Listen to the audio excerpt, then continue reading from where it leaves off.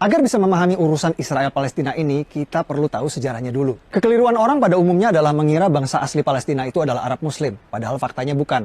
Palestina berasal dari kata Filistin, dan berdasarkan keterangan yang saya dapat di Museum Filistin di sini, bangsa Palestina berasal dari Pulau Kreta di Kepulauan Yunani. Mereka berlayar dari Pulau Kreta Yunani dan menetap di tanah yang kita kenal sekarang dengan nama Palestina. Jadi bangsa Palestina aslinya bukan Arab Muslim, tapi orang Yunani kuno.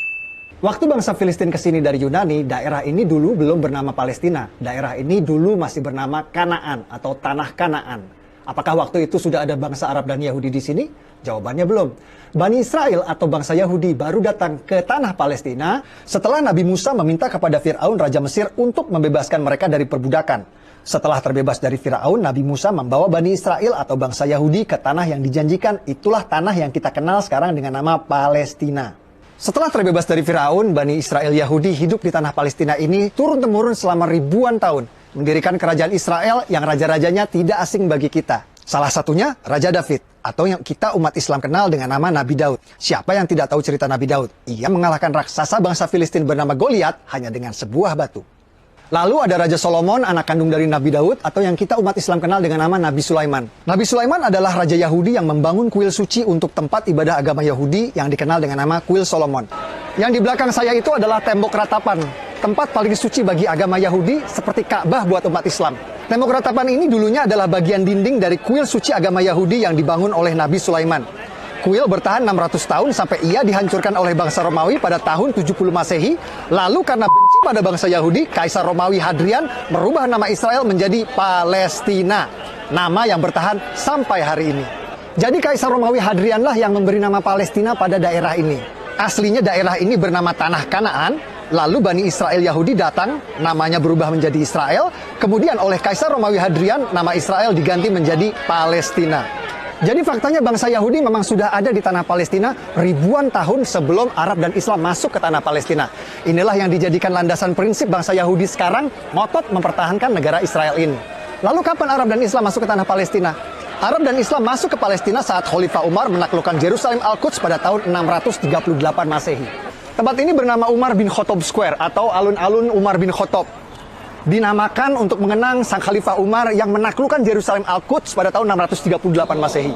Guys, hari ini kita bersama Dr. John Seligman, sejarawan, arkeolog, ahli situs-situs purbakala bergelar Dr. S3.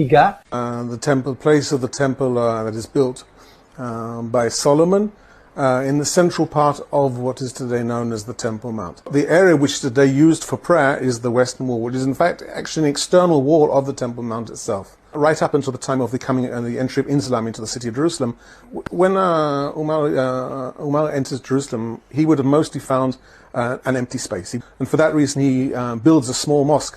We know quite clearly the development of the two major structures on the Temple Mount, one being the Dome of the Rock, and the other one being the Al-Aqsa Mosque. Both were built by the fifth Caliph, Abdul Malik. Those buildings are later than the time of the arrival of Muhammad.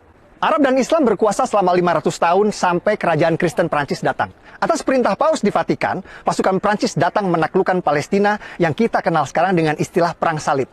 Raja Kristen Prancis mendirikan kerajaan Yerusalem dan berkuasa di Palestina selama 100 tahun sampai akhirnya dikalahkan. Setelah 100 tahun, akhirnya Prancis menyerah pada pasukan Raja Salahuddin Ayyubi yang berhasil merebut Palestina kembali ke tangan Islam.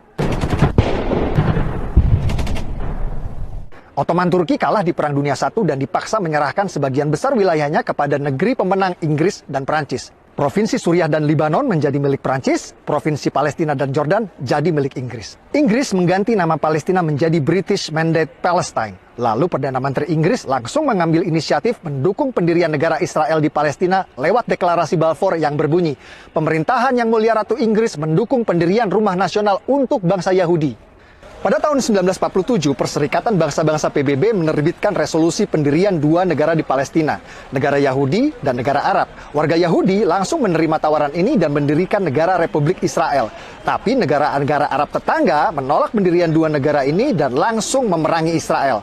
Hasilnya, tepi barat dikuasai oleh Yordania dan Gaza dikuasai oleh Mesir. Jadi yang menggagalkan berdirinya negara Palestina itu bukan Israel, tapi Yordania yang menjajah tepi barat dan Mesir yang menjajah Gaza. Bahkan selama bertahun-tahun, Yordania dan Mesir menolak mengakui kedaulatan Palestina di tepi barat dan Gaza dan menganggap dua daerah tersebut menjadi bagian dari negara mereka. Ini fakta. Negara-negara Arab terus menolak pendirian negara Palestina inisiatif dari PBB. Dan pada tahun 1967 kembali menyerang Israel di Perang 6 Hari yang dimenangkan oleh Israel. Kekalahan ini malah membuat tepi barat dan Gaza kini dikuasai penuh oleh Israel. Bahkan saat Yasser Arafat, pemimpin gerakan pembebasan Palestina PLO, sepakat perjanjian damai Oslo yang akan mendirikan negara Palestina berdampingan dengan Israel ditolak oleh partai oposisi Hamas yang membuat pendirian negara Palestina kembali gagal. Dulu PBB menawarkan pendirian negara Palestina ditolak, malah dibalas dengan perang. Lalu Amerika menawarkan pendirian negara Palestina kembali ditolak. Sepertinya perdamaian memang sulit tercapai di sini karena setiap ada upaya menuju perdamaian selalu ada pihak-pihak yang berusaha untuk menggagalkannya.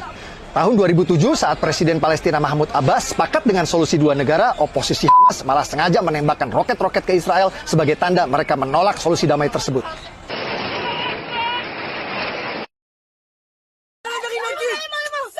Fakta-fakta yang saya sajikan di video ini adalah hasil investigasi langsung di TKP. Banyak narasumber yang tidak mau tampil dalam video karena alasan keamanan. Saya berharap video ini bisa memberikan penjelasan, membantu menjelaskan bahwa apa yang terjadi di sini bukan seperti yang kita dengar selama ini. Peduli Palestina adalah masalah kemanusiaan. Betul, saya setuju. Tapi jika Anda peduli tanpa tahu fakta, hanya akan membuat Anda mudah dibodohi oleh penipu maling donasi seperti ACT yang sering memutarbalikkan fakta agar uang keluar dari dompet Anda. Kalau menurut Anda video ini bermanfaat, share link video ini di grup WhatsApp Anda. Dengan saya Permadi, dari kota Purbakala, Yerusalem, Al-Quds. Assalamualaikum warahmatullahi wabarakatuh.